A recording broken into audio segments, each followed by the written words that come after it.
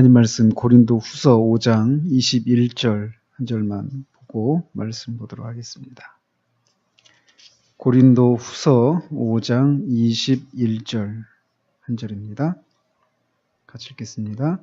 하나님이 죄를 알지도 못하신 이를 우리를 대신하여 죄로 삼으신 것은 우리로 하여금 그 안에서 하나님의 의가 되게 하려 하심이라. 아멘. 우리가 지난 주에 이어서 십자가 체험을 하는 그 장면을 우리가 살펴보도록 하겠습니다.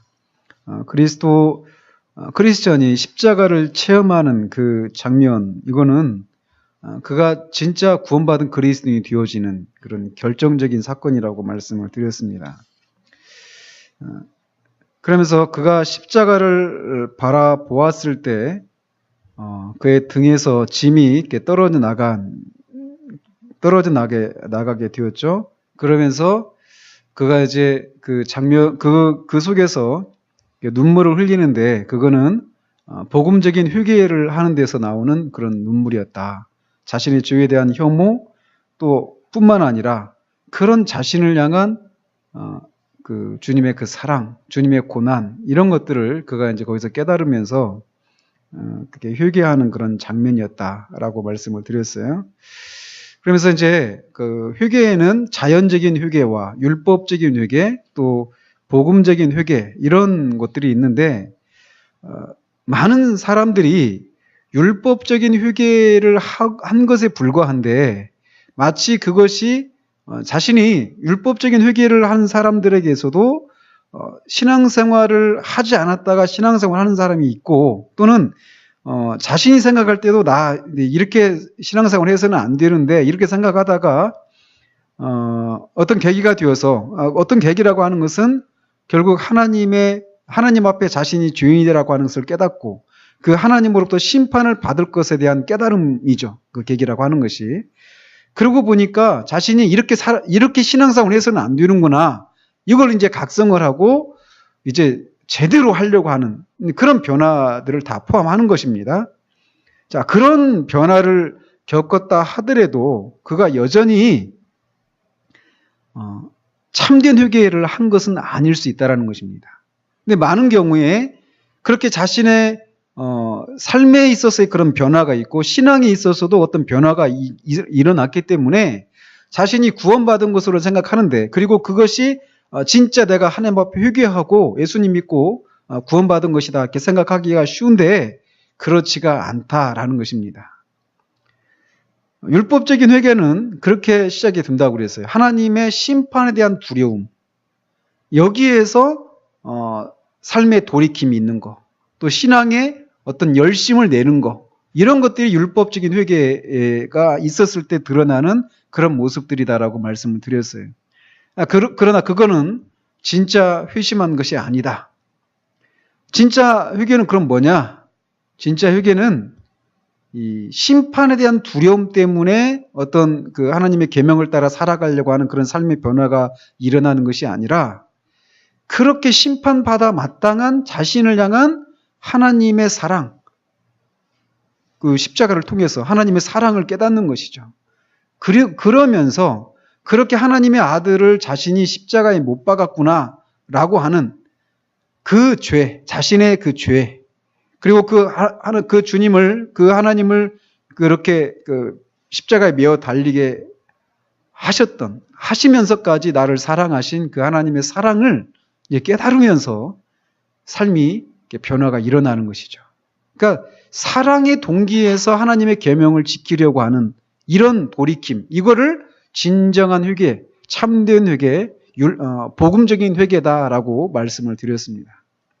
그러니까 그런 회개가 일어날 때 먼저 그 회개가 일어나게 되는 최초의 그러니까 참된 회개를 말하는 거예요.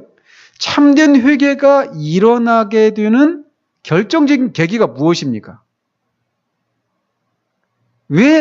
무엇이 계기가 되어서 참된 회개가 일어나게 되는 거예요? 죄에 대한 각성 때문은 아니죠. 왜? 죄에 대한 각성으로 인해서 율법적인 회개가 시작되잖아요. 그죠? 그러니까 죄에 대한 각성에서만 참된 회개가 일어나는 건 아니에요. 물론 참된 회개에는 죄에 대한 참된 그런 각성이 반드시 있죠. 그죠? 그러나 그것이 결정적인 건 아니라는 거예요. 뭐냐? 바로 여기서 나오는 것처럼 십자가를 체험하는 거예요. 십자가를. 그러니까 십자가를 체험한다는 게 뭡니까? 십자가에 달리신 그분이 이런 나의 죄를 위해서 죽으셨다라고 하는 것을 내가 믿게 될 때, 그죠? 그 사실이 내가 믿어지게 될 때 회개가 나오는 거예요. 그 사실, 그러니까 뭡니까? 믿음이 먼저입니까? 회개가 먼저입니까? 그죠? 믿음이 먼저라는 거예요. 이 사실을 아는 것은 굉장히 중요합니다. 만약에 회개가 먼저다라고 한다면 사람들이 어떤 생각을 하느냐면 믿음이라고 하는 것을 마치 어떤 행위로 생각하기 쉬워요. 이 무슨 말씀이냐면 예수 그리스도를 믿고 구원 받으십시오 이렇게 얘기하면 나는 아직 충분한 회개를 하지 않았다. 이렇게 생각한단 말이에요. 그래서 내 안에서 충분한 회개가 이루어지기까지는 또는 내 안에서 죄에 대한 어떤 충분한 그런 각성이 있기까지는 나는 아직 예수 그리스도를 믿을 만한 준비가 안 돼 있다라고 생각하기 쉽다란 말이에요. 그러니까 자기가 죄인이라는 사실을 깨닫고 정말 자기가 그 구원을 하나님의 진노 아래 있고 심판 아래 있고 그 하나님의 진노와 심판으로부터 자기가 어떤 노력을 해도 되지 않는다라고 하는 것을 깨달았을 때 그런 상태 가운데 있는 죄인이 해야 될 일이 무엇입니까? 그리스도를 붙잡는 거예요. 그죠? 그리스도를 붙잡으면 되는 거예요. 그리스도를 바라보면 되는 거예요. 지금 그 십자가를 바라봤을 때 크리스천의 등에서 죄짐이 떨어져 나갔잖아요. 그러니까 그리스도를 그렇게 믿고 바라보는 거죠. 그죠? 그렇게 하면 되는 것인데 회개가 먼저다라고 생각한다면 어떤 일이 일어나느냐면 자기가 죄인이라는 것을 깨닫고 이제 그 구원이 자기에게 이루어지기를 위해서 열심을 내어서 기도한다든지. 보십시오. 우리 안에서 그렇게 있거든요. 사람들 안에서.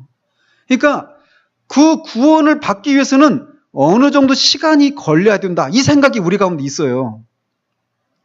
근데 성경은 우리가 지금 그래서 제가 이번 주일 오전부터 복음에 대한 설교를 하려고 하는 거예요. 우리들 안에서도, 우리 교인들 안에서도 좋아요. 자기가 죄인이라는 것을 인정을 했어요. 그런 분들이 계시잖아요. 우리 애들도 그렇고요. 그리고 자기가 거듭나고 구원받아야 된다라고 하는 것을 인정을 해요. 그리고 그렇게 거듭나고 싶다라고까지 얘기합니다. 그런데 더 이상의 진전이 없어요. 근데 더 이상 진전이 없는 그 이유가 무엇이냐면 바로 이런 거예요. 이런 데서 나오는 거예요. 물론 결정적인 이유가 그 한 가지 이유만은 아니지만 그런 구원에 대한 소망을 가지면서도 곧장 그리스도를 붙잡는 대로 나가지 못하는 이유 중에 하나가 무엇이냐면 이런 생각이 깔려 있는 거예요. 사람들 안에. 내가 죄에 대해서 충분하게 깨닫지를 못했다. 그러니까 죄에 대해서 깨달으려면 어떻게 해야 됩니까? 그 죄에 대해서 깨닫게 하시는 분이 누구십니까? 성령이시죠. 성령을 구하라고 하는 것이죠. 성령을 구하기 위해서 뭘 합니까? 기도하는 거예요. 또 그렇게 기도하는데 자신의 삶을 돌아보면 경건하지 못하고 여전히 거룩하지 못한 삶을 살고 있는 거예요. 그죠? 그러니까 어떻게 하겠습니까? 그런 삶을 개선하려고 하는 그런 노력들이 있지 않겠어요? 그죠? 그러니까 열심히 기도하고 구원을 위해서 열심히 기도하고 경건한 삶을 살아야 된다. 그런 생각이 있는 거예요.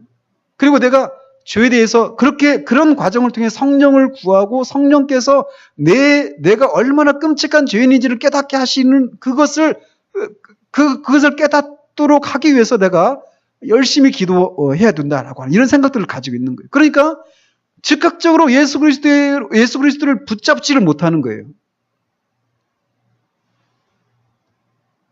이 순서, 그래서 이 회개가 먼저냐, 믿음이 먼저냐, 이게 아는 게 굉장히 중요한 차이를 불러내는 거예요. 좀 오십니까? 그런 게? 우리 안에서 있잖아요. 제가 이제 계속 주일 오전에 하는 설교를 통해 가지고 이 부분들을 계속 얘기를 하려고 그래요. 그래서 어쩌면은 이제 겹치는 내용이기도 한데 우리는 또 계속 들을 필요가 있습니다. 그럼에도 불구하고. 왜냐하면 우리 안에서 있잖아요. 누가 가르쳐 주지 않아도 우리는 율법주의적인 그런 성향을 가지고 태어나요. 모든 사람이. 그래서 내가 하나님 앞에 어떤 은혜를 입기 위해서는 그 은혜를 입기 위해서 내가 내 쪽에서, 우리 쪽에서 무엇인가를 해야 된다라고 하는 이 생각이 다 있습니다. 누가 가르쳐 주지 않아도 말이에요. 그러니까 그런 것들이 열심히 기도하고 어떤 그 은혜를 입을 만한 어떤 준비를 해야 된다라고 하는 생각들을 가지고 있단 말이에요. 믿지 않는, 신앙이 없는 사람도 그래요. 교회 나오라고, 예수님 믿고 그러라면 술도 끊고 담배도 끊고 내가 좀 어떻게 뭔가 좀 하고 와야지 이런 생각을 하잖아요. 근데 교회 안에 있는 사람들도 마찬가지예요. 복음을 듣고 자신이 죄인이라고 하는 사실들을 깨달았어요. 그리고 구원에 대한 그런 소망이 생겼어요. 그런데도 그리스도를 붙잡지 못하는 이유 중에 하나가 이런 차이 때문에 있다는 거예요. 믿음은요, 결코 어떤 행위가 아닙니다. 믿음은 행위가 아니에요. 그냥 믿는 거예요. 받아들이는 거예요. 예수님이 나의 죄를 위해서 십자가에 죽으셨구나. 이 사실을 받아들이는 거예요.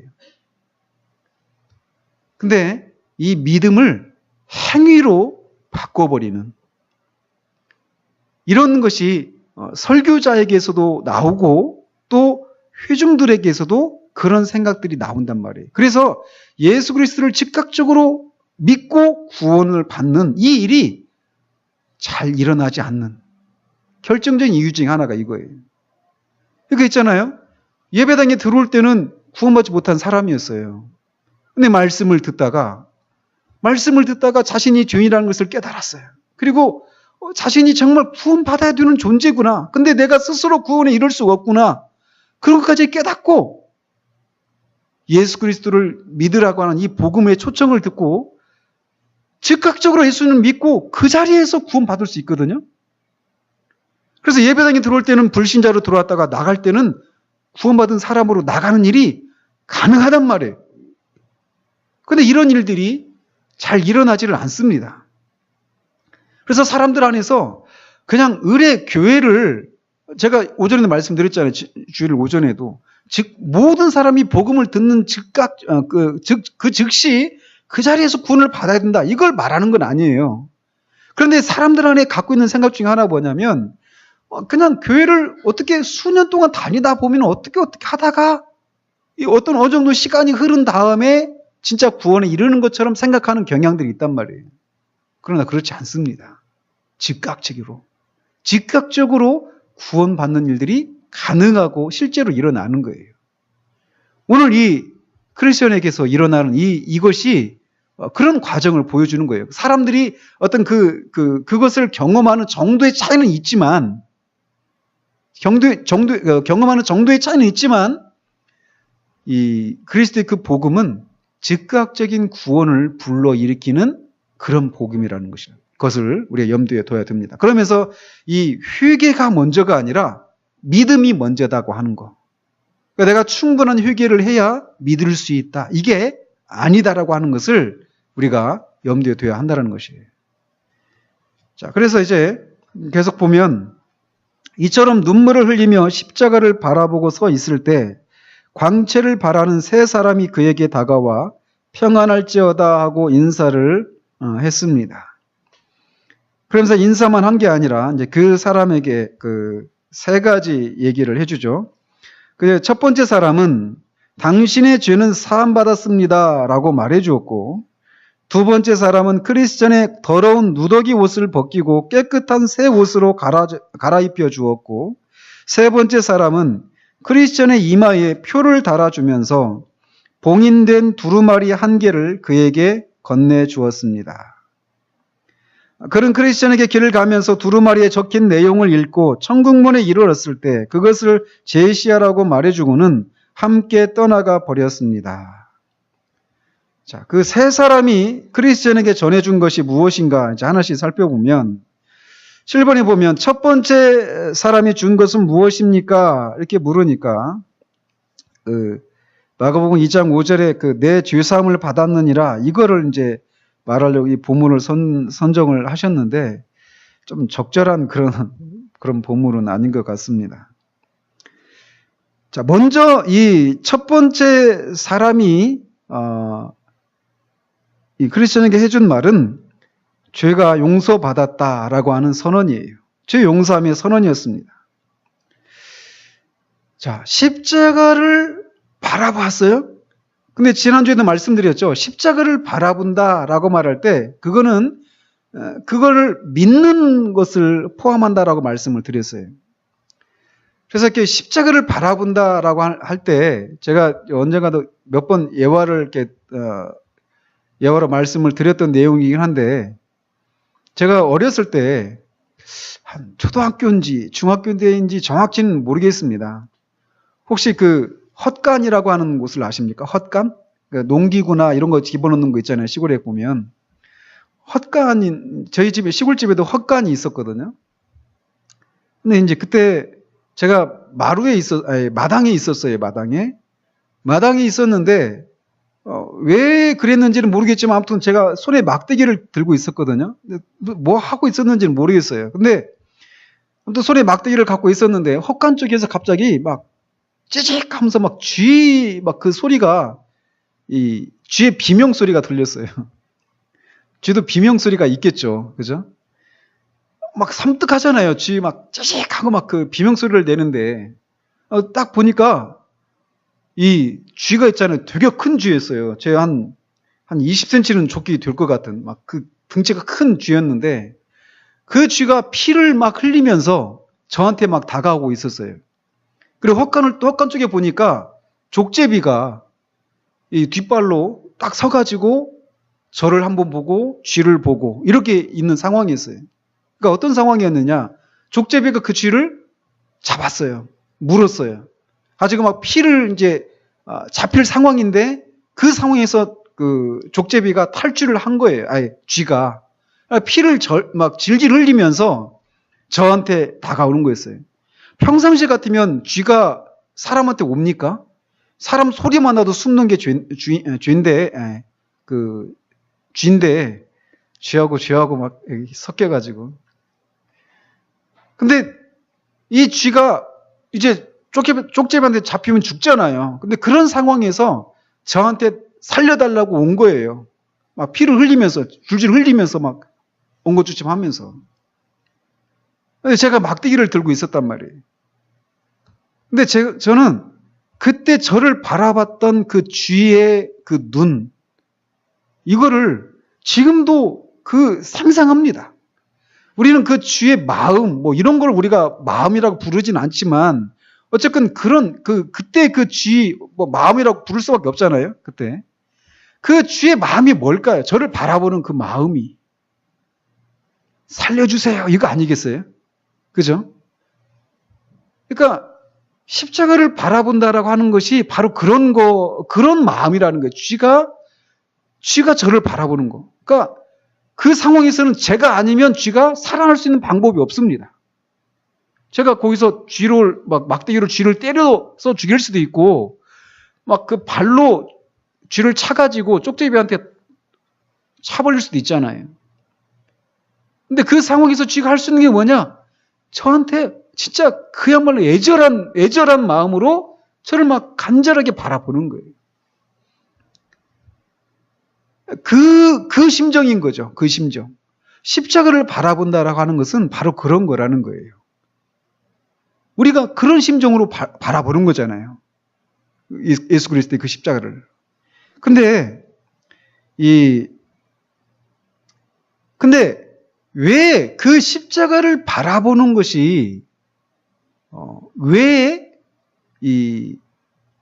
그러니까 십자가를 바라본다라고 하는 것이 왜 우리가 죄 용서를 받게 되는 그런 이유가 되는가라는 거예요. 저는 쥐를 살려줬을 때 사실은 아마 제가 불쌍한 마음도 있었습니다. 쥐를 보면서 막 피를 흘리고 오는데 뒤에는 족제비가 있고. 근데 사실은 무서워서 살려줬어요, 쥐가. 제가 쥐를 지금도 되게 무서워하거든요. 근데 뭐 그 짧은 시간이어서 그냥 무서움과 불쌍히 여기는 이 마음이 겹치는 사이에 쥐가 그냥 도망갔거든요.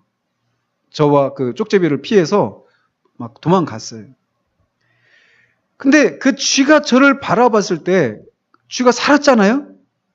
쥐가 살았는데 쥐가 그렇게 살아난 것과 우리가 십자가를 바라봤을 때 하나님으로부터 죄 용서를 받는 것이 똑같은 이유 때문에 그렇습니까? 즉 무슨 말이냐? 간절하게 바라봤기 때문이라는 것이냐라는 거예요. 그건 아닙니다. 그죠? 십자가를 바라본다는 얘기는 지난주에도 말씀드렸지만 거기에는 믿음으로 바라보는 거예요. 믿음으로. 뭐 어떤 믿음? 십자가에 달리신 그 예수님이 하나님의 아들이신데 내가 받아야 될 죄에 대한 형벌을 십자가에서 받으셨다라고 하는 것을 믿는 거예요. 그죠? 그러니까 간절하게 바라봐야 된다. 사람들이 믿음으로 바라본다, 예수님을 믿는다라고 말할 때 사람들이 또 빠지기 쉬운 함정이 무엇이냐면 내가 하나님이 나를 죄 용서해 줄 수 있을 만큼 내가 충분한 믿음과 충분한 간절함으로 바라봐야 된다. 이렇게 생각을 하는 거예요. 그런 경향이 있지 않습니까? 사람들 안에? 그러니까 내가 그 그리스도를 바라보는데 믿음이 진짜 막 아주 간절한 그 애절한 이런 믿음으로 바라봐야 된다라고 하는 생각들을 한단 말이에요. 그러나 그렇지 않습니다. 그 믿음이 진짜면 되는 거예요. 그 믿음이 얼마나 크고 얼마나 완전하냐 이거는 중요하지 않습니다. 믿음의 크기가 문제가 아닌 거예요. 믿음이 진짜냐 아니냐 이것이 문제인 것이지 믿음의 크기가 어떠한가 이게 결정적인 구원을 결정하는 그런 것이 아니라는 거예요. 생각해 보십시오. 구약에서 구약의 제사제도가 있잖아요. 그 제사제도가 왜 있는 거죠? 하나님의 백성들이 죄를 지으면 죄 사함을 받아야 되잖아요. 근데 죄 사함을 받기 위해서는 제사를 드리는데 제사 드릴 때 어떤 방식으로 드립니까? 죄를 지은 죄인이 제사장에게로 그 제물을 끌고 오죠.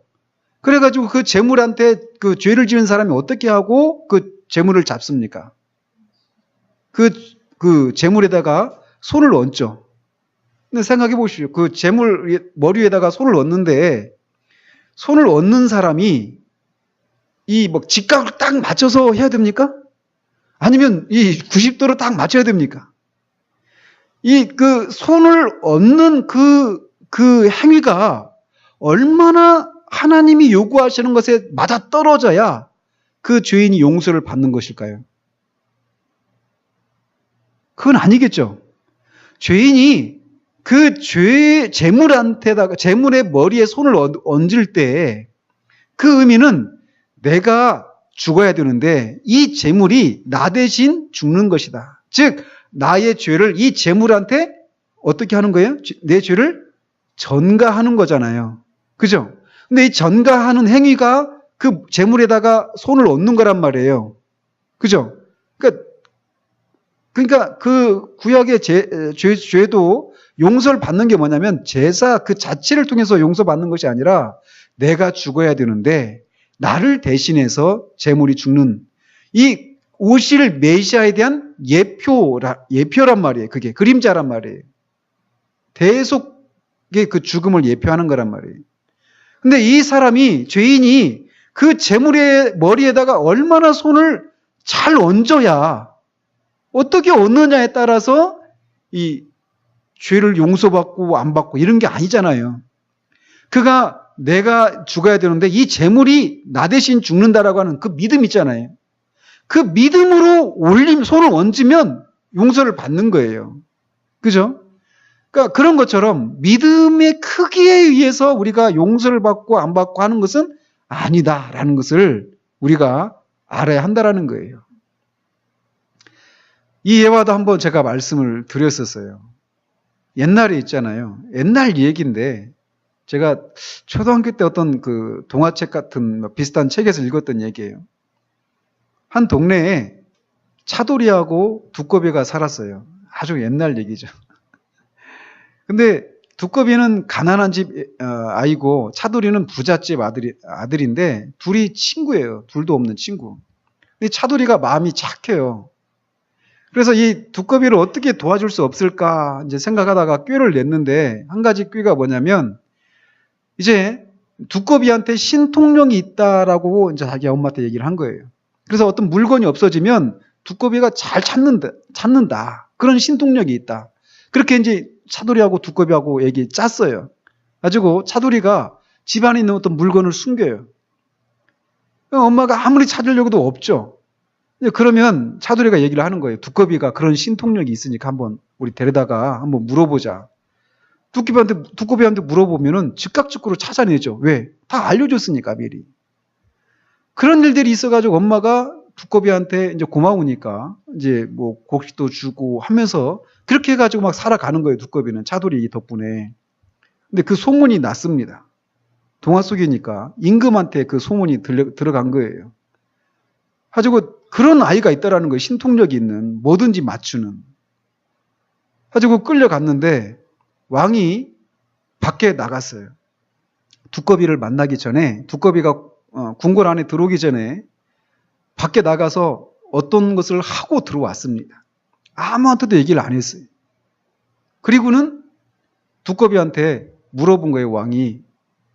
자, 네가 그런 신통력이 있다면서 내가 지금 너 오기 전에 궁궐 밖에서 어떤 것을 하고 왔는데 내가 뭘 하고 왔는지 맞춰봐라. 맞출 수 있습니까? 도대체 맞출 수가 없는 거죠. 그러니까 두꺼비가 이제 왕 앞에서 자신이 그런 신통력이 없다라고 하는 것이 이제 들통나게 생긴 거예요. 잘못하면 죽을 수도 있는 거죠. 두꺼비가 뭐라고 하냐면 차돌아, 두꺼비 죽는다. 이렇게 막 탄식을 했어요. 왕이 그 소리를 듣고 깜짝 놀란 거예요. 왜 그랬냐면 왕이 무슨 일 했냐면 밖에 궁궐 밖에 가서 차돌로 두꺼비를 눌러놓고 온 거예요. 근데 두꺼비는 그 사실을 알 리가 없죠. 근데 차돌아, 두꺼비 죽게 생겼다. 그 소리를 듣고 왕이 깜짝 놀래가지고 진짜 크게 상을 베풀었다는 거예요. 그 뒷얘기는 없습니다. 왕이 듣고 싶은 얘기는 그거예요. 차돌로 두꺼비를 눌렀다라는 거. 근데 두꺼비는 그 사실을 압니까? 모르죠. 근데 왕이 듣고 싶은 것을 두꺼비가 얘기를 한 거예요. 정확한 그 상황을 말한 건 아닌데. 자, 이게 우리가 그리스도를 믿는다라고 할 때 그것을 100% 정확하게 설명해 주는 예화는 결코 아닙니다. 그런데 비슷한 것을 말해주는 그런 예화라고 저는 생각이 되어져요. 그렇지 않아요? 우리는 하나님이 우리를 구원해 주실 만한 어떤 믿음, 이 믿음을 우리 머릿속에 크게 상상을 합니다. 가지고 뭐 100이라면 내가 그래도 100 정도는 돼야지. 나는 거기에 미치지 못한다라고 생각하는 거예요. 근데 하나님은 1의 믿음만 있어도 되는 거예요. 1만큼의. 그러니까 사람들이 믿음의 크기에 따라서 내가 아직은 예수 그리스도를 믿을 만한 그런 믿음이 없어. 난 믿음이 부족해. 이렇게 해서 예수 그리스도를 믿으면 즉각적으로 구원에 이를 수 있는데 나는 아직 믿음이 부족하다고 생각하면서 그 구원을 뒤로 미룬다라는 거예요. 그런 믿음이 내 안에서 그 막 은행 잔고가 쌓여져 가는 것처럼 믿음이 차곡차곡 자라가지고 이 정도는 돼야지 하고 그 믿음을 하나님 앞에 내밀려고 말이에요. 근데 믿음은 크기의 문제가 아닙니다. 그러니까 아까 차돌이와 두꺼비 예화가 정확한 예화가 아닌 것은 이 정확한 게 아니잖아요. 그죠? 정확한 얘기를 한 게 아니잖아요. 두꺼비가. 근데 그 믿음, 하나님이 요구하시는 믿음은 정확한 믿음이어야만 합니다. 그죠? 진짜 믿음이어야 해요. 그러니까 그건 완전한 예화가 될 수는 없지만 말씀드리고 싶은 것이 무엇인지는 아시겠죠? 그러니까 이 완전한 정도의 믿음을 요구하시는 것은 아니다라는 거예요. 진짜 믿음이면 된다라는 거예요. 그러니까 우리 믿음이라고 하는 것은 이것도 있잖아요. 믿음도 자꾸 자라가는 겁니다. 그죠? 자꾸 우리가 믿음에서 믿음으로 이루는 거에 자꾸 자라가는 거예요. 근데 우리가 예수 그리스도를 믿는 그 마음으로 십자가를 바라볼 때 그 믿음, 예수님이 십자가에 나를 위해서 죽으셨다라고 하는 것을 믿는 그 믿음을 마치 성숙한 그리스도인들에게서 요구되어지는 그런 정도의 믿음을 요구하는 것으로 생각하면서 나는 아직도 부족하고, 그러니까 그 믿음을 얻기 위해서 또 열심히 기도하고 또 어떤 거룩하고 경건한 삶을 살아가는 이런 식으로 생각하면서 믿음으로 예수 그리스도를 믿고 구원받을 수 있는 기회를 뒤로 미루는 경우들이 있다라는 거예요. 사람들 사이에서. 그럼 그렇지 않습니다. 자, 들어가서 왜 그러면 예수님을 믿음으로 구원을 받는 것인데 그 믿음의 내용이 무엇인가라는 거예요. 그러니까 인간이 죄를 지으면 어떤 일들이 일어날까요? 죄를 지으면. 인간이 죄를 지으면 누구를 향해서 죄를 짓는 겁니까? 사람한테 지었는데도요? 네? 사람한테 지은 것도 하나님을 향한 죄입니다. 그죠? 제가 언제 한번 말씀드렸죠? 모든 죄는 하나님을 향한 죄다. 사람한테 지은 죄도. 그죠? 그러니까 모든 죄는 다 하나님을 향한 죄예요. 그래서 다윗이 시편 51편에서 내가 하나님께만 죄를 지었나이다 얘기하는 거예요. 간음을 행하고 살인 교사를 했는데도 자기는 하나님께만 죄를 지었다라고 얘기를 하는 겁니다. 모든 죄는 하나님을 향해서 지은 죄예요. 자, 죄를 지으면 어떤 일들이 일어나느냐면 그렇게 하나님을 향해서 짓는 거란 말이에요.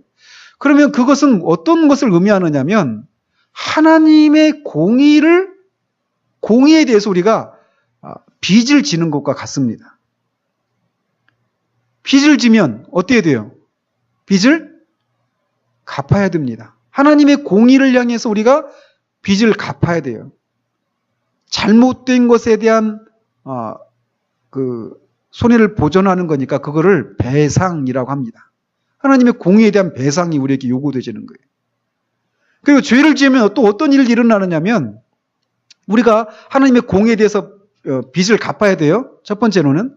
또 두 번째는 어떤 일들이 일어나냐면 하나님을 향해서 우리가 원수 관계가 됩니다. 그래서 우리도 하나님을 대적하고 하나님도 우리를 대적하십니다. 그래서 원수 관계가 되는 거예요. 그럼 그 결과 어떤 일들이 일어나느냐? 우리가 죄에 대한 형벌을 받아야 되는 거예요. 그러면은 하나님은 우리에게 어떤 분이 되십니까? 그러니까 죄 문제와 관련해 가지고 우리가 하나님께 갚아야 될 죄값이 있죠. 그럼 하나님은 빚을 받을 수 있는 권리를 가지신 분이시죠. 이걸 어떻게 말을 하죠? 채무자이십니까? 채권자이십니까? 하나님이 채권자가 되는 거죠. 그죠? 그러니까 우리가 하나님의 공의에 대한 빚을 졌다. 이 얘기는 하나님이 우리에게 채권자가 되시는 거예요. 그죠? 그리고 우리가 하나님을 대적하고 또 하나님도 우리를 대적하는 이런 상황이 되었단 말이에요. 그래서 하나님께 우리가 그런 관계라는 얘기는 우리가 하나님께 죄를 지어서 결국 누구에게 손해가 간 것입니까? 하나님께 손해가 간 거죠. 하나님이 피해를 보신 거예요. 그러니까 하나님이 피해 당사자가 되십니다. 그죠? 그리고 또 하나님은 채권자이시면서 피해 당사자이시면서 또 동시에 하나님은 우리가 받아야 될 그 형벌을 집행하실 수 있는 심판자이시면서 또 재판관이시기도 하십니다. 그죠? 그죠? 자, 이렇게 되는 거예요. 자, 그러고 나서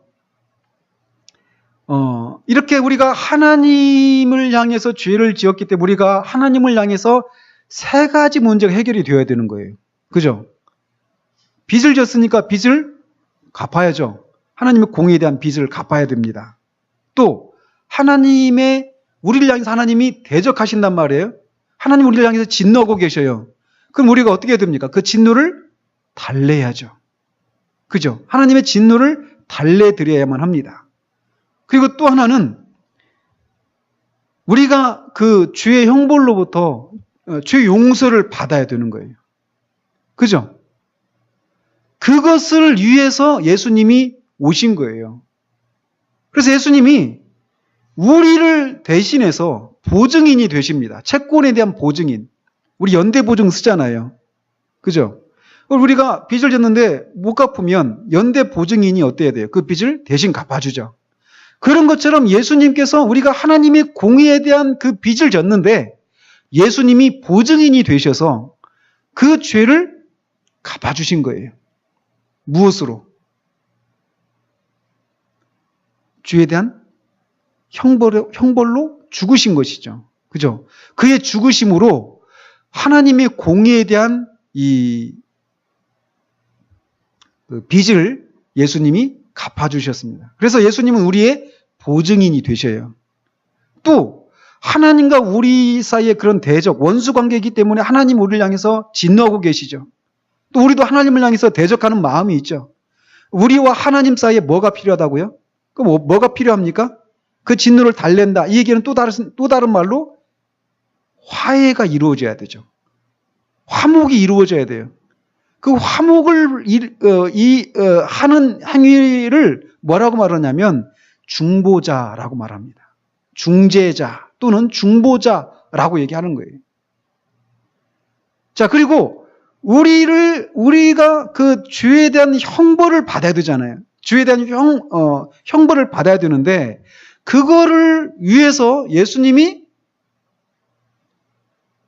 죽으셨죠. 무엇이 되셔서? 희생제물이 되셔서. 희생제물을 누가 드립니까? 제물을 드리는 사람이 누굽니까? 제사제도에서. 제사장이죠. 제사장은 누구십니까? 예수님이. 그죠? 예수님이 친히 제사장이 되셔서 자신이 제사장으로서 자신이 또 희생제물로 십자가에서 죽으신 거예요. 그러니까 예수님이 이제 오늘은 제가 이렇게 또 이 하나하나를 또 막 다 얘기할 수 있거든요. 근데 그냥 그렇게 가면서 이 정도만 얘기하고 말씀을 드리는데 예수님이 이렇게 우리의 보증인이 되시고 또 우리의 중보자로서 또 제사장과 희생 제물로서 십자가에서 죽으심으로 우리의 죄를 속해 주신 거예요. 그러니까 첫 번째로는 이 첫 번째 사람이 준 것이 바로 그거예요. 그 크리스천이 예수님을 믿음으로 이것이 이루어진 거예요. 예수님이 내가 받아야 될 그 죄에 대한 형벌을 대신 받으셨다. 라고 하는 것을 그가 믿고 그에게 이루어진 것이 뭐냐? 죄 용서를 받은 거예요. 자, 그런데 죄 용서는 구원의 시작이지, 출발점이지, 구원의 궁극적인 목적은 아닙니다. 그죠? 그럼 뭐가 또 이루어지느냐? 두 번째가 이루어져야 돼요. 두 번째 이가 준 것이 무엇입니까? 이렇게 묻는데, 그가 받은 것은 의롭다 여김을 받은 거예요. 그죠? 그러니까 새로운 옷을 입혀주었다 그랬잖아요. 그 옷이 어떤 옷일까요? 그리스도의 의의 옷입니다. 그의 더러운 옷을 벗기고 그에게 새로운 옷을 입혔는데 그 옷은 그리스도의 의의 옷이에요. 자, 그러니까 십자가에서 어떤 일들이 이루어졌느냐? 자, 십자가에서 예수님이 십자가에 달리실 때 거기에 우리도 그와 함께 연합해서 달렸죠. 그래서 그때 우리에게 어떤 일이 일어났느냐면 그 예수님이 왜 달리셨습니까? 십자가에? 예수님이 죄가 없으시죠? 죄가 없으신데 우리를 대신해서 달리셨어요. 우리를 대신해서 예수님이 달리셨다는 얘기는 예수님이 십자가에 어떤 상태로 달리셨다는 것입니까? 죄인의 상태로 달리신 거예요. 그죠? 그가 죄가 없는데 죄인의 상태로 달리셔서 하나님으로부터 저주를 받고 있는 것입니다. 그죠? 제가 전에 섬기던 교회에서 이런 얘기를, 예수님이 우리를 대신해서 십자가에서 저주를 받으시고 죽으셨다, 이런 얘기하니까 막 어떤 권사님이 버럭 화를 내더라고요. 무슨 예수님이 저주를 받았냐고. 제가 깜짝 놀랐습니다. 이분이 권사님인데 예수님이 우리를 대신해서 십자가에 그 저주를 받아 죽으셨다. 갈라디아서 3장 29절인가요? 갈라디아서 3장에서 나오잖아요. 예수님이, 이분이 권사님인데 도대체 뭘 믿으시지? 이런 질문이 막 제 안에서 막 생기더라고요. 아주 막 면박을 줄 수는 없잖아요. 그냥 막 이렇게 해가지고 따르게 해가지고 얘기를 했는데 결국 설득이 안 됐어요. 어떻게 예수님이 하나님한테 저주를 받을 수 있느냐? 이게 그분이 갖고 있던 생각이었어요. 그런데 예수님은 분명히 죄가 없으시죠. 그런데 죄인의 자리에 서신 거예요. 죄인으로. 그래서 죄인들이, 우리가 죄인이라고 하는 것을 생각할 때 우리 안에서 말하는 죄책감도 느끼고 죄에 대한 형벌에 대한 두려움들, 이런 하나님으로부터 버림받았다라고 하는 이런 두려움들, 이런 어떤 양심의 가책들, 이런 것들이 다 있잖아요. 그죠? 우리가 하나님 앞에 죄인이라고 하는 것을 깨달았을 때. 예수님이 그런 것을 가지고 그런 상태로 예수님이 십자가에서 달리신 거예요. 죄가 없는데. 왜? 우리의 죄가 그분에게 전가되었기 때문이에요. 예수님을 믿는 모든 사람들의 죄가 그 예수님에게 다 전가가 된 거예요. 죄인이 그 재물한테 안수해가지고 자신의 죄를 전가시키는 것처럼 예수님을 믿는 모든 사람들의 죄가 예수님에게 다 옮겨진 겁니다. 그래서 우리가 받아야 될 형벌을, 그 하나님의 진노와 저주를 예수님이 십자가에서 받으신 거예요. 자, 그렇게 해서 우리의 죄가 사해진 겁니다. 그죠? 그러면 그걸로 끝나느냐? 아니에요.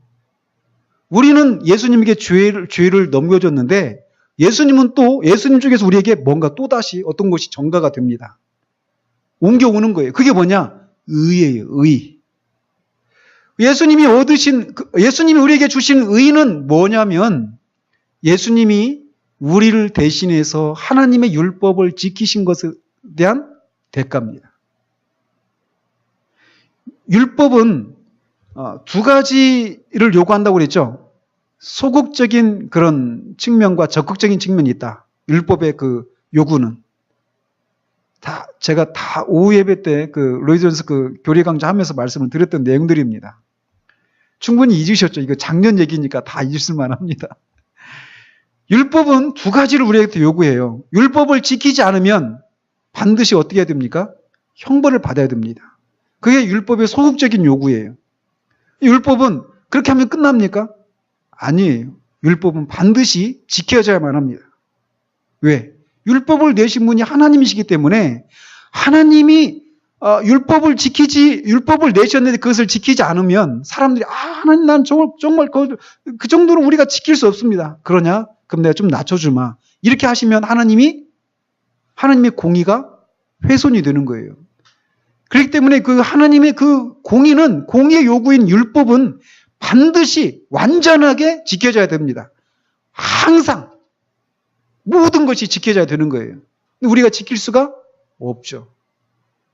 근데 예수님이 아까는 우리의 보증인으로 하나님 앞에 우리가 져야 될 그 빚들을 대신 갚아주셨어요. 그런데 또 뿐만 아니라 예수님이 우리의 대리인이 되셔서 우리의 율법의 요구를 다 지키셨다는 거예요. 대리인이 뭐냐면 오늘날의 그 용어로 한다면 변호사입니다. 변호사. 변호사가 어떤 일을 하는 겁니까? 내가 나를 대신해서 그 사람이 하는 행동이 내가 하는 행동이 되는 거죠. 그죠? 그러니까 우리가 변호사하고 가까이 지낼 일이 없기를 바랍니다. 변호사하고 가까이 지낼 일이 있다는 얘기는 좀 골치 아프다는 얘기거든요. 근데 어쨌건 변호사가 하는 일이 뭐냐면 우리에게서 어떤 모든 것을 위임받아가지고, 그죠?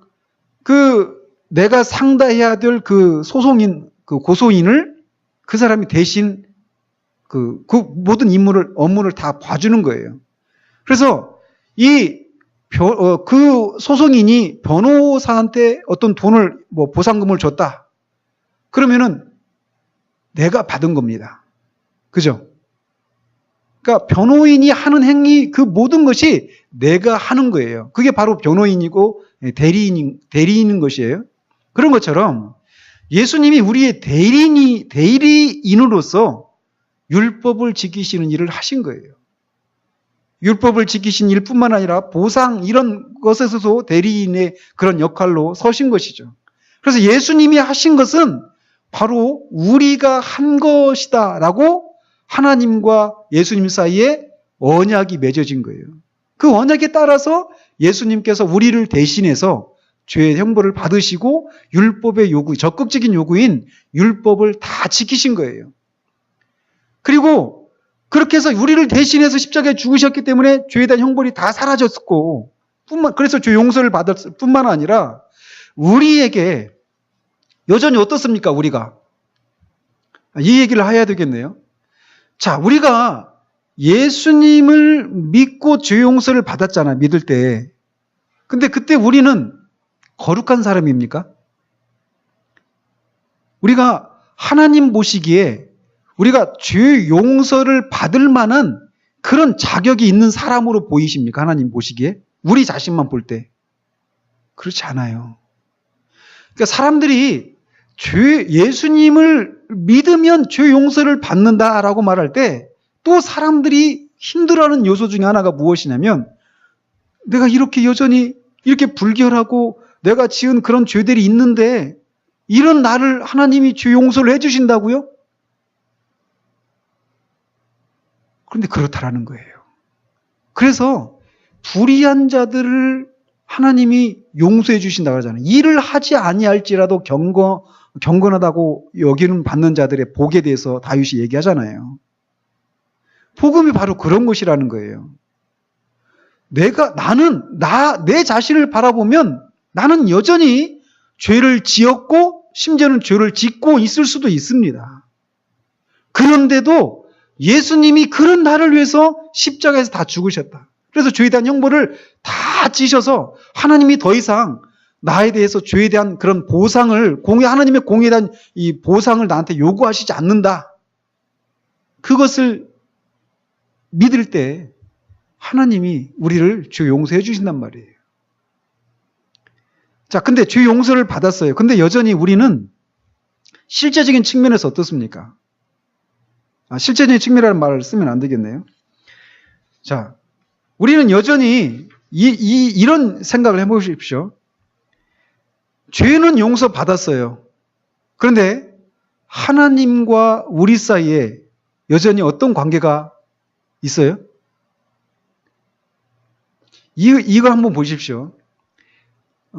다윗이 압살롬이 암논을 죽이잖아요. 첫째 아들을. 그죠? 그리고 압살롬이 어떻게 했습니까? 다윗을 피해서 도망갔죠. 도망갔어요. 도망가서 3년을 이제 자기 외할아버지 집에 있다가 요압의 중재로 돌아왔습니다. 다시 예루살렘으로. 그래서 다윗이 압살롬을 용서해 줬어요. 용서를 해줬습니다. 그런데 한 번도 다윗이 압살롬을 만나주지를 않았습니다. 그게 진짜 용서일까요? 진짜 용서는 그게 아니죠. 하나님께서 우리의 죄를 용서해 주셨어요. 그리스도를 믿음으로. 그게 끝일까요? 여전히 하나님과 우리 사이에는 뭐가 필요합니까? 하나님이 우리를 구원하셔서 궁극적으로 하나님이 우리한테 요구하시는 게, 기대하시는 것이 무엇일까요? 하나님과 우리가 교제를 나누는 거예요. 그죠? 교제를 나누기 위해서는 우리가 의로운 사람이 되어야 합니다. 그죠? 그래서 우리에게 그리스도의 의가 필요한 거예요. 그래서 우리의 부끄러움을 그 그리스도가 율법을 우리를 대신해서 율법을 지키시고 얻으신 그 의를 우리의 것으로 여겨주시는 거예요. 우리는 예수님께 죄를 넘겼는데 예수님은 우리에게 그분이 취하신 의를 우리에게 넘겨주시는 거예요. 그래서 루터가 십자가에서 위대한 교환이 이루어졌다고 하는 거예요. 우리는 죄를 넘겨주고 예수님은 우리에게 의를 넘겨준 거예요. 이거를 좀 실감나게 설명을 드리면 옛날에 제가 중학교 때인지 고등학교 때인지 정확히 기억이 안 납니다. 그런데 등교길이었어요. 등교길인데 이 학교 건물이 이제 이 길 왼편에 있었거든요, 학교가. 근데 이제 그 학교 앞으로 이제 도로가 있잖아요. 도로가 있는데 이 도로 양쪽으로 이제 학생들이 막 등교 시간이니까 거기가 중학교도 하나 있고 여자 상고, 남자 상고, 인문계 고등학교 이 4개 학교가 있는 학교였어요. 그러니까 거기에 한 1000명 이상의 학생이 이제 아침에 통학을 하는 거예요.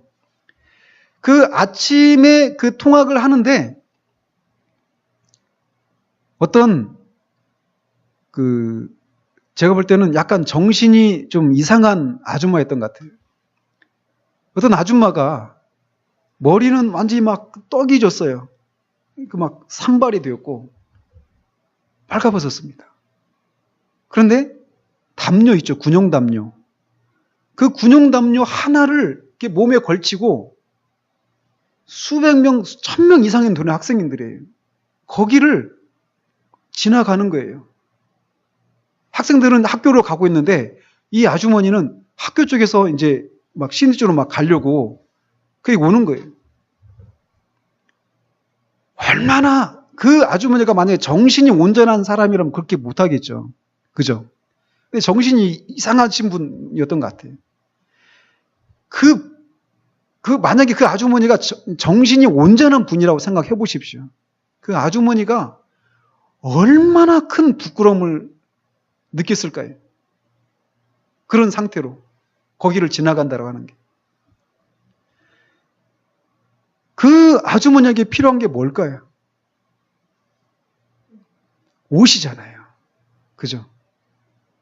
그 벌거벗은 수치를 가리울 수 있는 깨끗한 옷이 필요한 거예요. 그죠? 예수님이 그리스도의 의의 옷을 우리에게 입혀주셨다. 이것이 저는 생각할 때마다 그 장면이 생각나요. 사실 이번 주에 갑자기 생각나더라고요. 예수님이 여전히 우리는 있잖아요. 여기 보세요. 근거 구절로 말하는 게 있잖아요. 그가 어디죠?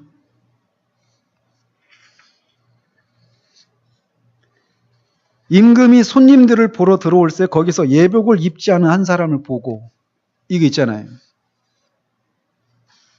예복을 입지 않고 온 사람, 그런 사람과 같은 거예요. 우리가 죄 용서받고 거기서 끝났다라면 우리에게 필요한 것은 그리스도의 의로 우리가 깨끗하게 단정을 하는 거예요. 그래서 하나님과 교제를 나눌 수 있는, 또 하나님의 사람들과 같이 그런 거룩한 교제를 나눌 수 있는 그런 상태가 되어져야 한다는 거예요. 그래서 있잖아요. 우리는 그 그리스도의 의의 옷으로 우리를 이렇게 입혀주셔서 우리가 부끄러움의 수치를 당하지 않도록 해주시는 거예요.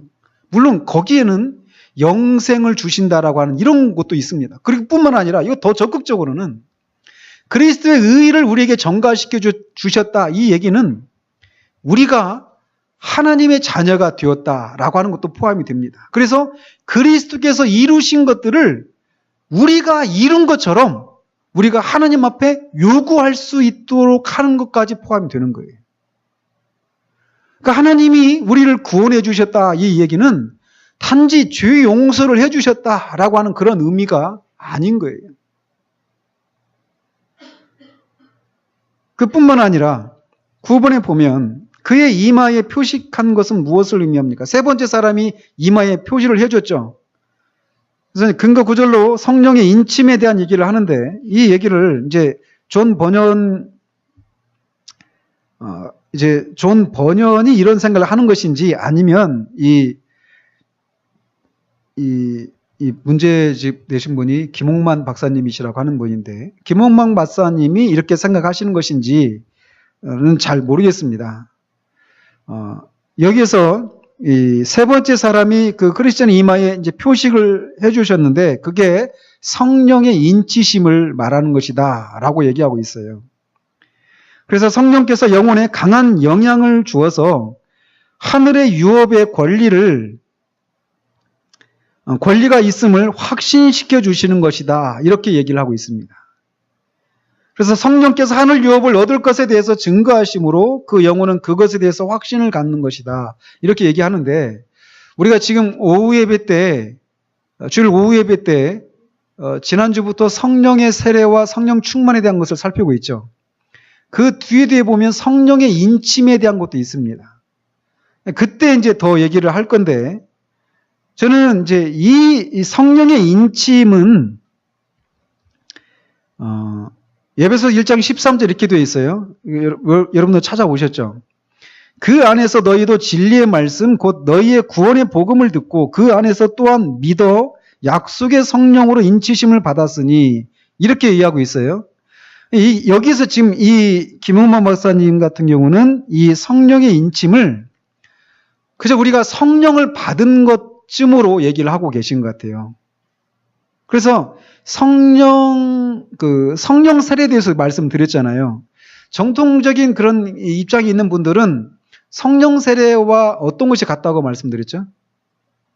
예? 거듭남과 성령 세례는 같은 것이다. 이렇게 얘기했잖아요. 근데 제가 로이 존스의 견해가 성경의 그런 증거를 가지고 이렇게 말씀을 드렸잖아요. 성령 세례와 거듭남은 같다, 같지 않다? 다른 것이다. 그죠? 성령 세례는 이미 거듭난 사람이 부가적으로 경험하는 그 무엇이다. 이렇게 말씀드렸잖아요. 그죠? 그런 것처럼 있잖아요. 성령의 인침도 그렇다라고 하는 그런 입장에 저는 서 있습니다. 루이 존스도 그런 입장이고요. 그러니까 그 안에서 또한 믿어 약속의 성령으로 인치심을 받았으니 그러니까 이 성령의 인치심을 이 믿고 구원받은 사건과 다른 별개의 부가적인 그 사건, 그런 의미로 해석을 한단 말이에요. 저도 그런 입장에 서 있습니다. 이것에 대해서는 제가 이 주일 오후 예배 때 성령 세례가 끝나고 다음에 성령 인침에 대해서 살필 터인데 그때 가서 말씀을 드릴 거예요. 그것은 뭐냐면 결국 이 구원에 대한 확신을 말해주는 겁니다. 구원에 대한 확신. 그래서 내가 정말 하나님의 사랑받는 자녀다. 그리고 내가 정말 그리스도로 말미암아 그 하나님의 나라의 그 상속자가 되었다. 라고 하는 것을 확신시켜주는 거예요. 인쳐주시는 거죠. 그러니까 이미 그리스도인이 된 사람들이 부가적으로 추가적으로 경험하는 그 무엇이다라는 거예요. 그렇게 해서 이거를 이제 구분을 하는데 그렇기 때문에 여기서는 그냥 이런 정도만 제가 살피고 넘어가려고 합니다. 그 성령 인침이 그럼 뭐냐? 이거는 그때 가서 더 상세하게 설명을 드리도록 하고요. 자, 그리고 또 10번에 보면 봉인된 두루마리의 역할은 무엇입니까? 이렇게 묻고 있어요. 봉인된 두루마리를 줬죠. 그리고 그것을 어떻게 하라고요? 천국에 갔을 때 그거를 제시하라고 그랬죠. 이게 뭐냐라는 거예요. 봉인된 두루마리가. 성경일까요?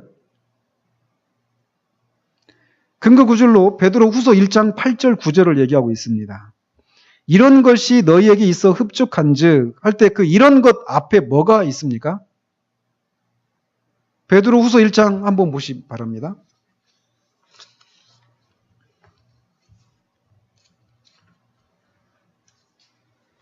베드로후서 1장 5절부터입니다. 5절부터. 시작. 그러므로 너희가 더욱 힘써 너희 믿음의 덕의 지식을, 지식의 절제를, 절제의 인내를, 인내의 경건을, 경건의 형제의 우애를, 형제의 우애의 사랑을 더하라. 이런 것이 너희에게 있어 흡족한즉 너희로 우리 주 예수 그리스도를 알기에 게으르지 않고 열매 없는 자가 되지 않게 하려니와 이런 것이 없는 자는 맹인이라 멀리 보지 못하고 그의 옛죄가 깨끗하게 된 것을 잊었느니라.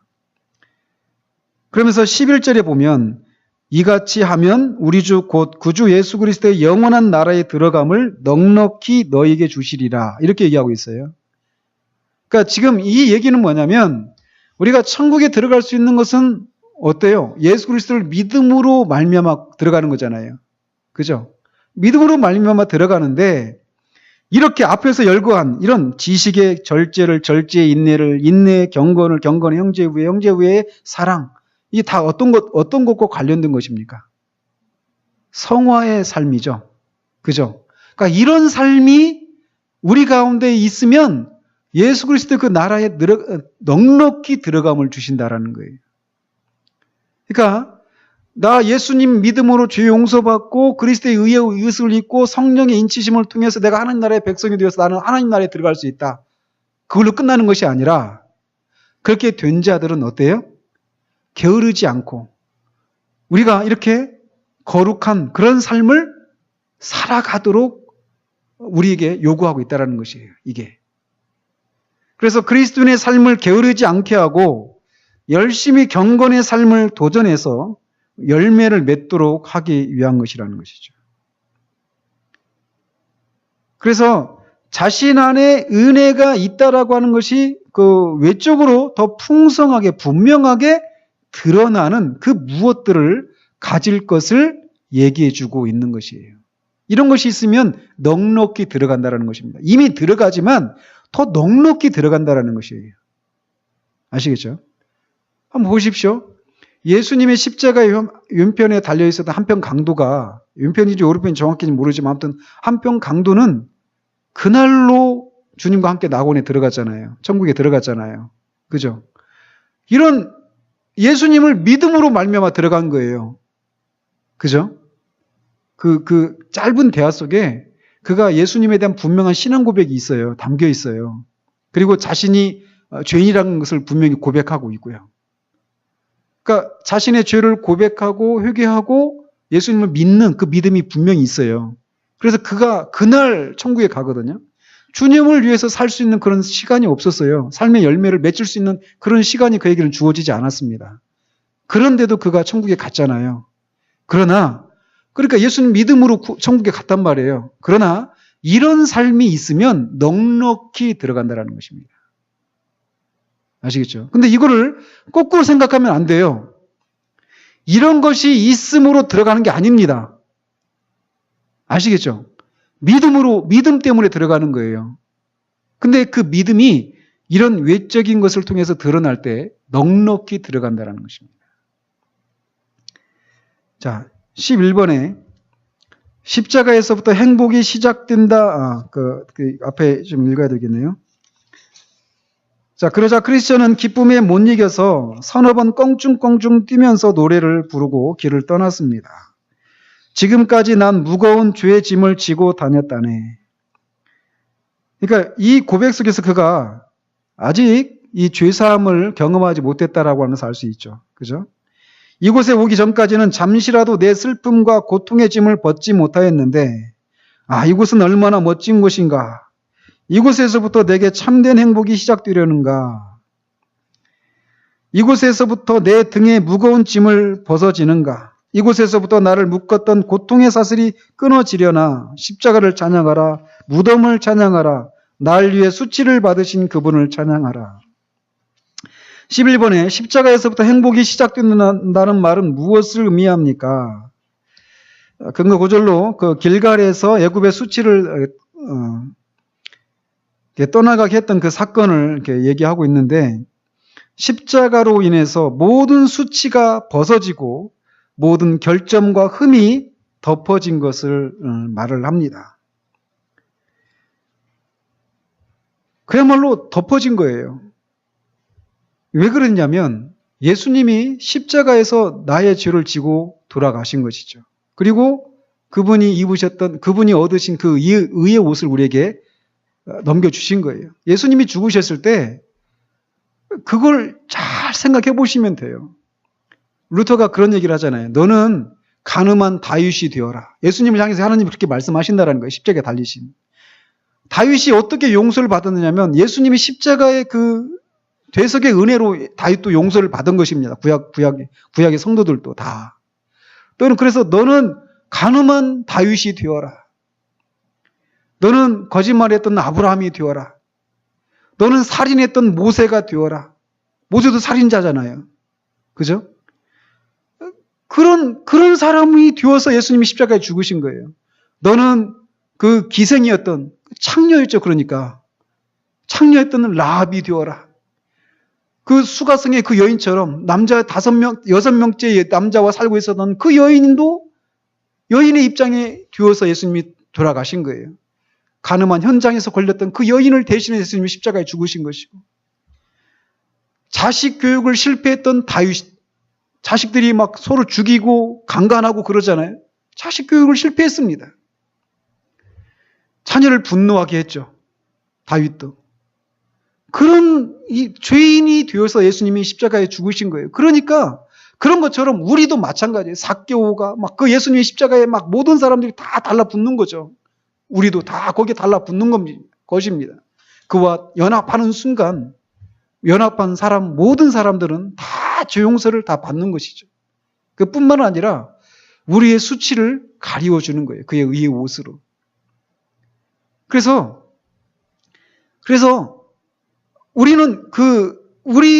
하나님은 우리의 죄를 전혀 기억하시지 않습니다. 그죠?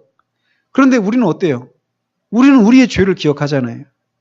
그리고 다른 사람도 우리가 죄를 지었던 것을 기억해요. 그죠?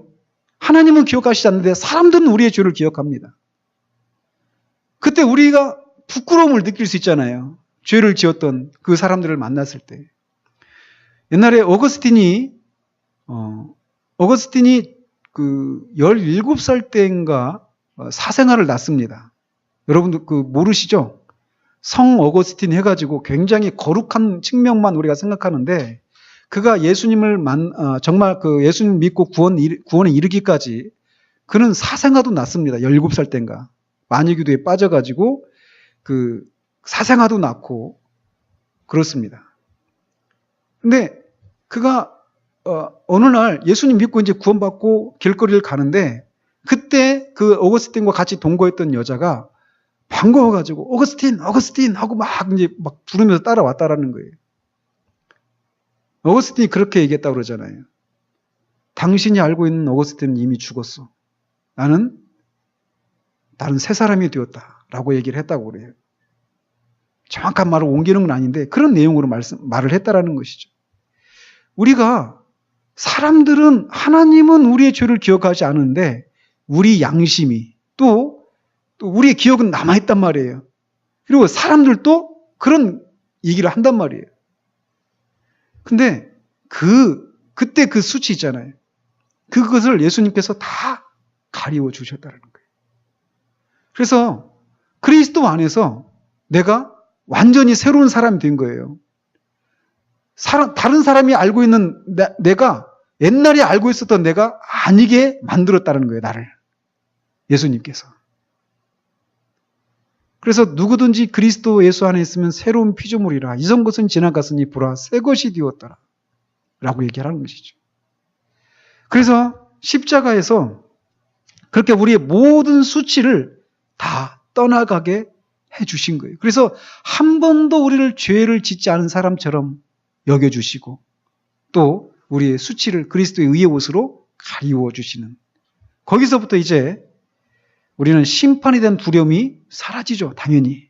그리고 하늘에 대한 하늘의 그 유업을 우리가 확신하게 되고, 거기서부터 비로소 진짜 행복이 시작이 되어지는 것이죠. 그리고 마지막에 십자가에 대한 체험의 찬양은 어떤 것입니까? 사실 너무나 당연한 것이죠. 십자가의 그 체험을 통해서 당연한 게 나오는 것은 감사와 찬양이겠죠. 그것을 경험하고 난 데서 오는 마땅한 그런 반응이다라고 말을 할 수 있습니다. 오늘 이상하게 시간이 막 더 이렇게 지나버렸는데, 개인적으로는 굉장히 좀 아쉽습니다. 제가 마음에는 차라리 저는 설교가 더 막 설교를 하고 싶은 마음이 있어요. 이 십자가에 대해서 설교를 더 하고 싶은 마음이 있는데 이거를 이렇게 막 설명을 하려고 하니까 이게 더 막 그게 감동이 충분히 전해지지가 않은 것 같아요. 좀 아쉬운데 어쨌든 그 십자가에서 우리가 이루어진 일들이 아까 뭐 간략하게 말씀드렸는데 그런 것들을 우리가 이제 주일 오전 설교를 통해서 더 이제 하나씩 더 풀어가면서 이런 일들이 있기를 바랍니다. 그런 십자가에서 이루어진 일들이 더 우리에게 분명해지는 일들이 있기를 바랍니다. 기도로 마치겠습니다. 하나님 아버지, 십자가에서 그리스도인에게 세 사람이 전해준 내용들에 대해서 우리가 살펴보았습니다. 그가 십자가에서 죄 용서를 받고 의롭다고 여김을 받은 사건에 대해서 우리가 살펴보았습니다. 그리고 그가 하나님의 자녀가 되어 하나님 나라의 유업을 받을 수 있는 그런 사람이 되었다라고 하는 사실도 우리가 살펴보았습니다.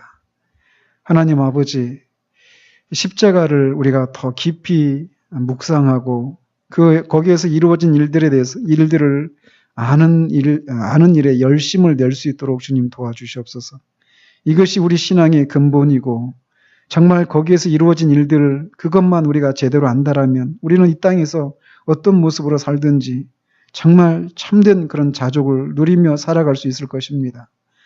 그리스도께서 십자가에서 이루신 그 일들 그리고 그것을 통해서 나타나는 하나님의 성품에 대한 이해들이 우리 가운데 더욱더 풍성해질 수 있도록 주님 도와주셔서 우리의 신앙도 그만큼 자라가게 하시고 자유함을 누릴 수 있도록 주님 도우시기를 원합니다. 그렇게 십자가를 통해 우리를 구해주신 하나님의 은혜를 감사드리옵고 우리 주 예수 그리스도 이름으로 기도합니다. 아멘.